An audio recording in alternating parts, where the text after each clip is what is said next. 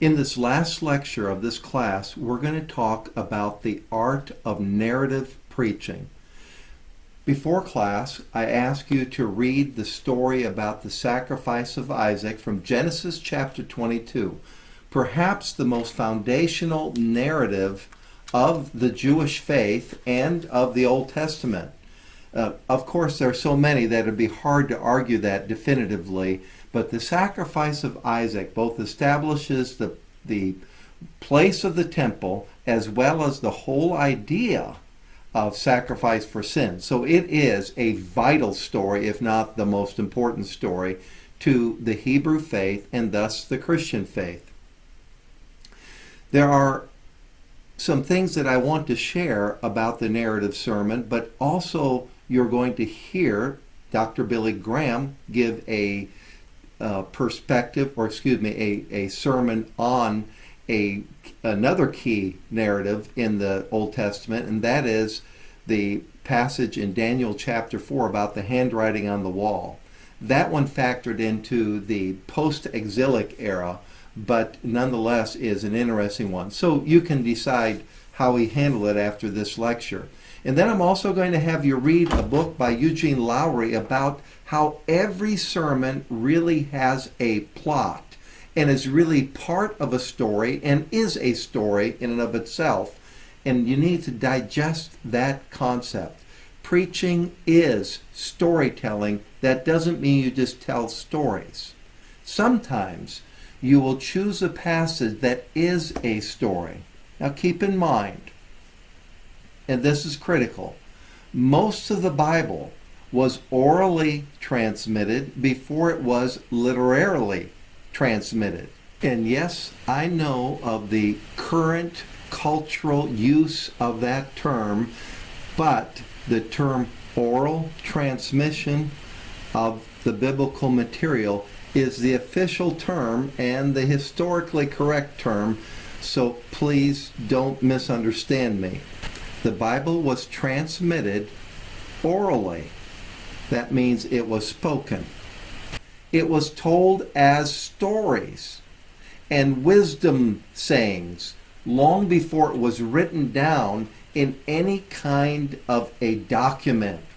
That came with Moses probably, and nothing before that at least. But until that time and long after that time, the biblical message was a told message. Stories were told from one generation to another, and they had the ability to share stories precisely as it had been handed down to them. And ideas were preached and re-preached before they were written down. Jeremiah was one that was a literary prophet, but most of them were oral prophets.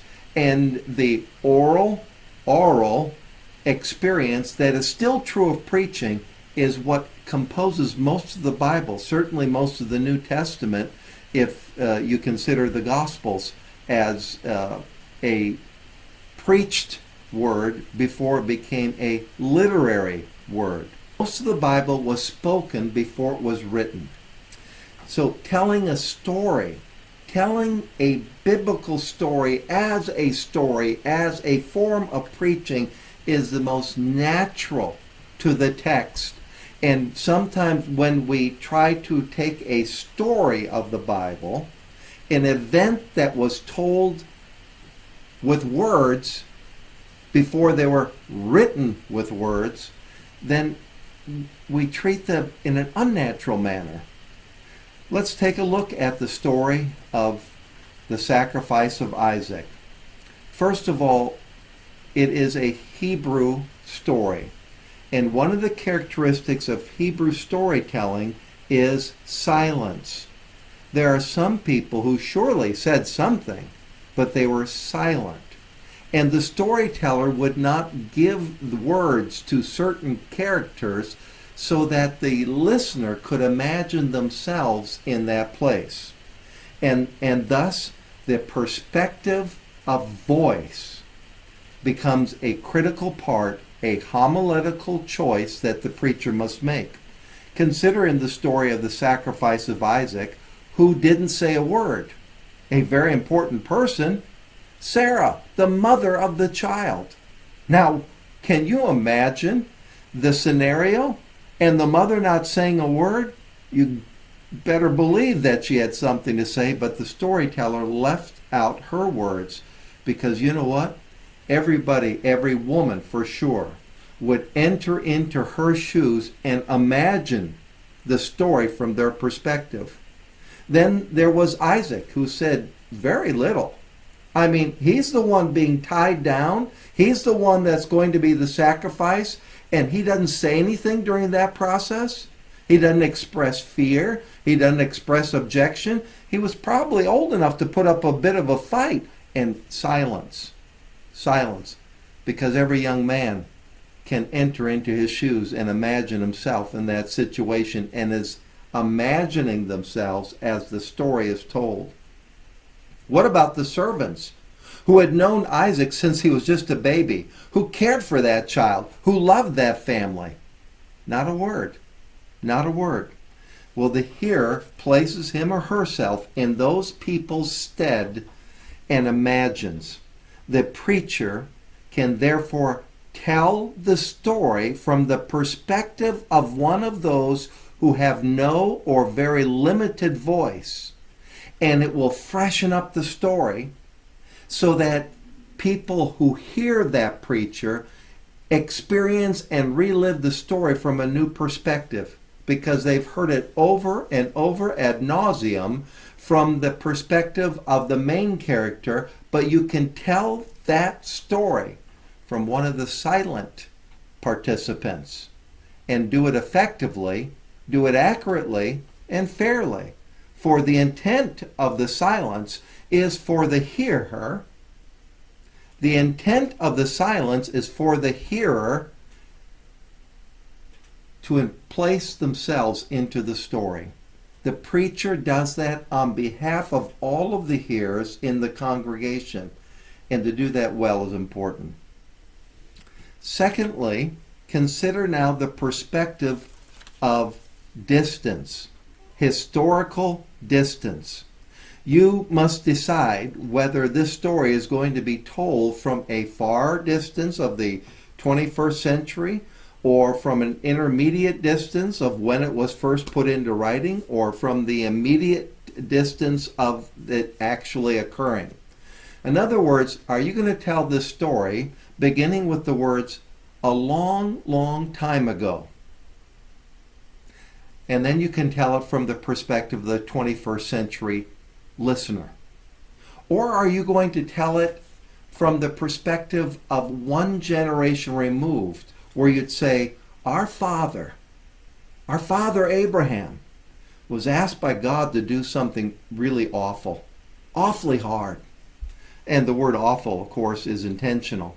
I once had a Hebrew teacher who, whenever she referred to some Old Testament event, she would always say, our fathers did not know, or our fathers were so desperate for rain that they were tempted to go to the bordering nations and worship the god of the storm, Baal. But she always referred to it as our fathers, as though it was just one generation removed. Or you might choose the perspective of immediacy and even take Abraham's perspective or any other perspective. If it was Abraham's, you might start off by saying, my name is Abraham, and I heard God say. Or you might even go more immediate than that and say, here I am working in this day, and just now God is saying to me, and draw your listeners, your hearers in the congregation into an immediate scenario. Now, you have to do that very creatively and very well, but you have to decide what is going to be your perspective of distance. A long time ago, our fathers, or I heard God say. Now, the next perspective is the perspective of time. Are you going to share this in real time? Even if you share it from a distance, you unfold it as it's occurring. always from the distance of a long, long time ago, but you're telling it much like a fairy tale of Red Riding Hood is told in real time, though it begins with a long, long time ago? Or are you going to share from a little bit closer, from a little bit further time frame, and say, I remember when. I remember a time when God told me to use the first person, but nonetheless, still a remembrance? Or are you going to share it from the perspective of someone who is retelling the story generations later, such as, I found a diary, and what I read in that diary is amazing? That perspective. You're sharing from the perspective of time, immediate, or a remembrance, or a discovery of a literary artifact that is now retold for the first time. Well, that occurred exactly in the time of Ezra, and when he reintroduced the scriptures of the law, or when Josiah did a clean house cleaning of the temple, and they found the law, and the scholars of that time read the law to the people for the first time in that generation's hearing. So you can have different perspectives, and there's biblical precedent for all of that. The last choice that you have to make as a narrative preacher is the perspective of experience, either exterior or interior. The exterior experience is what happened, what occurred in this story.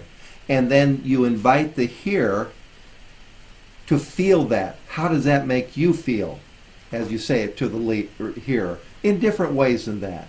Or are you going to choose the perspective of experience that is interior?